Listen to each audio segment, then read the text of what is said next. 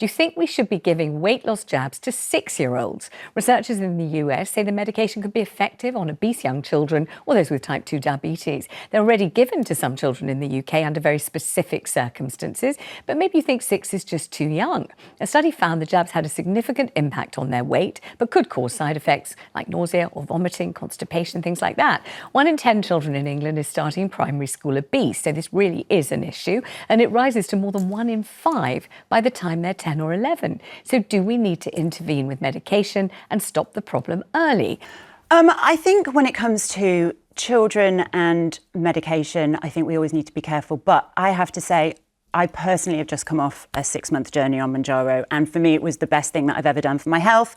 I think if there are children who are struggling with obesity and overweight, which is a disease, it has been, I think it was in 1948, it was classed by the World Health Organization as a disease, and in 2019 by the Royal College of Physicians as a chronic disease. So this is a problem, and I think a little bit we're at risk of treating overweight and obesity in the same way that we treated addiction and mental health 20 years ago. This idea that people are just lazy or they're not, they're greedy. And I think that if children are struggling with this, it is a disease. There's lots of factors that contribute to it. And if there is a medication that can help them avoid diabetes or manage diabetes, then as long as obviously it's tested, I don't see why we shouldn't be helping I think these children. because we should be encouraging exercise. Let's bring William into this one, first of all. I mean, I obviously have had a very well-documented, extremely yo-yo diety, quite flamboyant weight problem pretty much,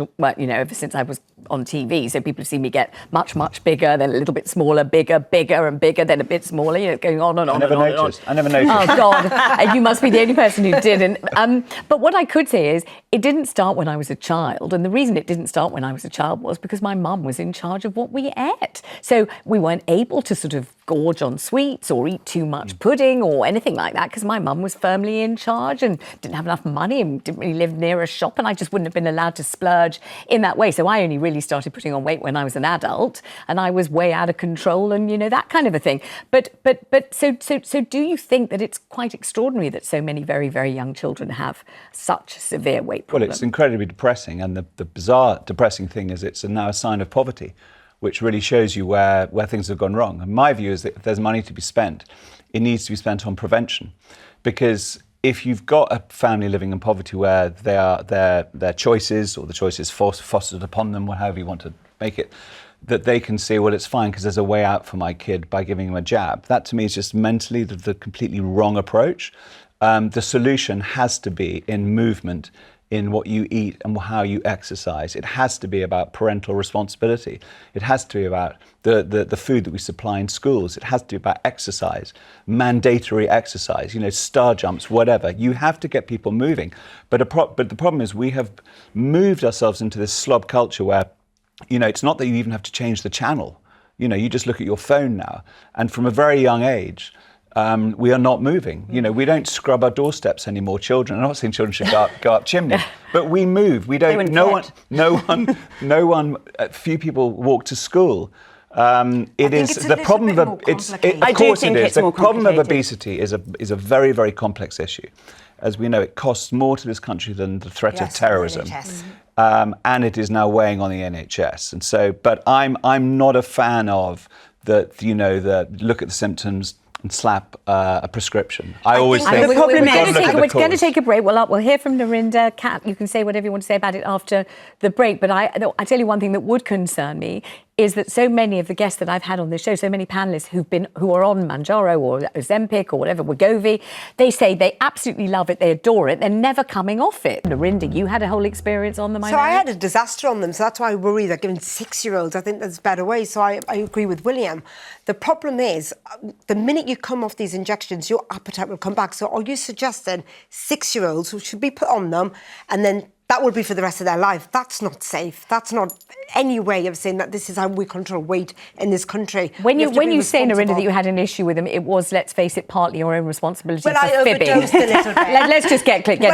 You fibbed. No, come on, you were not of the suitable BMI to have them I in the was first 59 kilos, so they said you're a little bit overweight, you need to lose 4 or 5 pounds. So NHS did say you need to lose it. They said we can't prescribe you, so you can go private. So when I did take it, I took a little bit too much because I thought, I don't know, I made a mistake. I was so poorly. So if you can have nausea, vomiting, sickness, honestly, you feel so sick. Like I was on the sofa. How can you put a 6-year-old through that? That's so irresponsible. But that's not everybody's experience. And also, when 6-year-olds, by the time kids are 6, if they're obese, at this point, this is a result of a much amount of overeating or bad eating or ultra processed foods, which is something that coincides with the idea of poverty.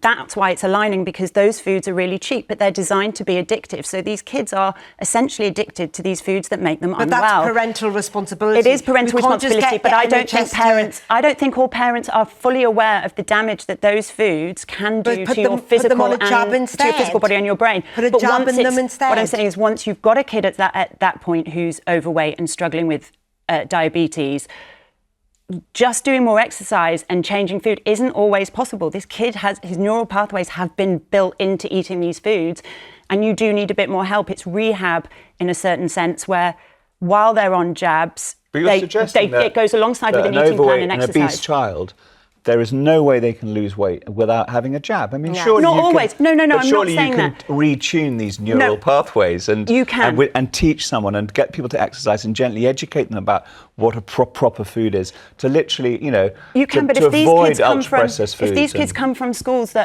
these kids come from families that are unable to afford all that healthy food. But then this goes on the NHS. This is a cost to the NHS. Of course it is. But their whole issue is we need to re-educate everybody about the effects of these foods, especially ultra-processed foods. I mean, there will be, let's face it, people watching right now who think, I never had any money myself and I still made nourishing food for my family. Yes. We didn't rely on processed foods. You might well say that they were time rich, even if they were money poor, and that people these days are rushed off their feet, and that nobody ever learns to cook at school anymore, which is pretty much true and a terrible shame as far as I'm concerned, because how are you supposed to make nutritious food for your family if nobody ever showed you how to cook, and if your mum didn't know and your grandma didn't know, how are you supposed to know? So people, I'm not blaming anyone for any of this, but there will be people thinking, we never had any money, we cook from scratch, it's much cheaper in the long run to cook from scratch if you're able to do it. Time is a choice. And this is a terrible shame. Time isn't always a choice. Well, you can if you're a single mum working 2 jobs, it's not always a choice. Well, you can also choose not to watch telly and maybe cook something. Right, let's go to Diane in Cornwall and see what she thinks. Diane, thank you so much for ringing. So we're asking,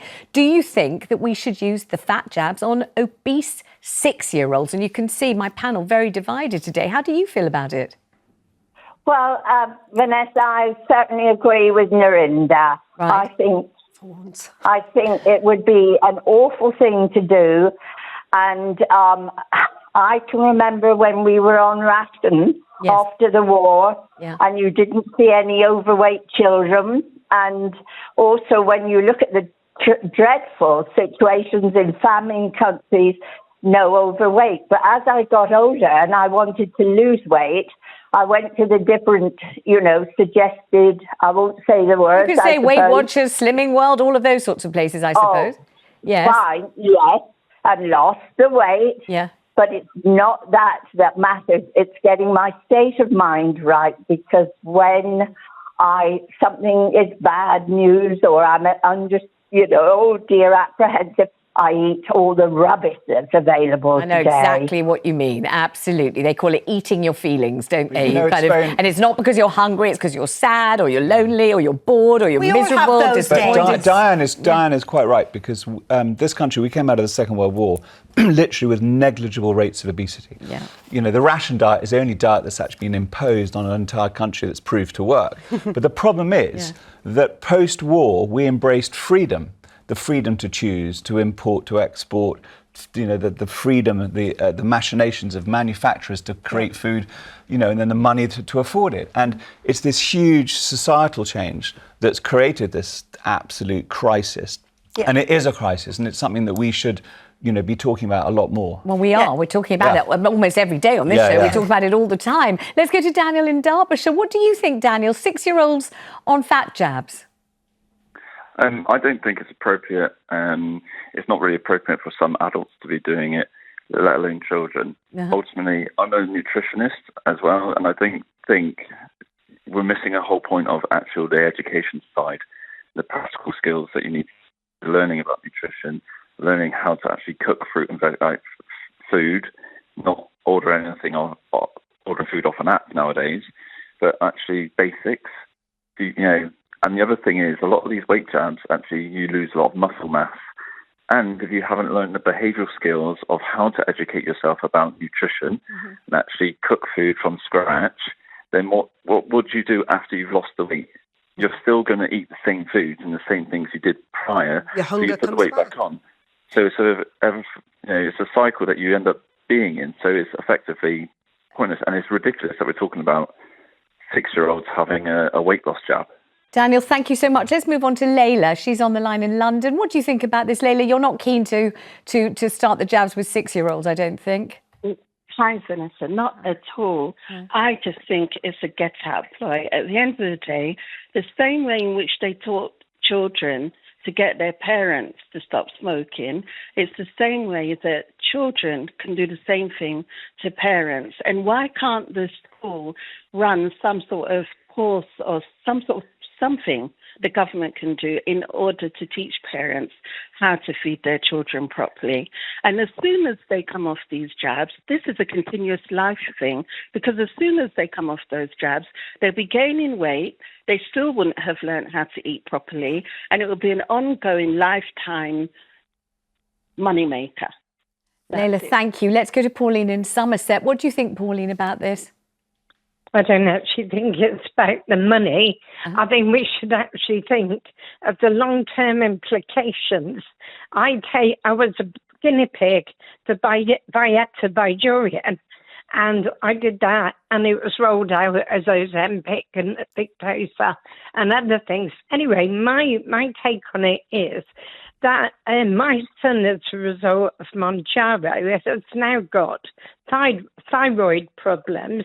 I've had some sort of pancreatitis, and I've been on it since it was Byetta and Bajorian. Actually, I don't think you should invest that in our young people. All right. Well, thank you, Pauline. I'm very sorry to hear that, indeed, and I hope that you get the help and everything else that you need. And I thank you very much indeed for calling. Thank you so much for all your calls on that.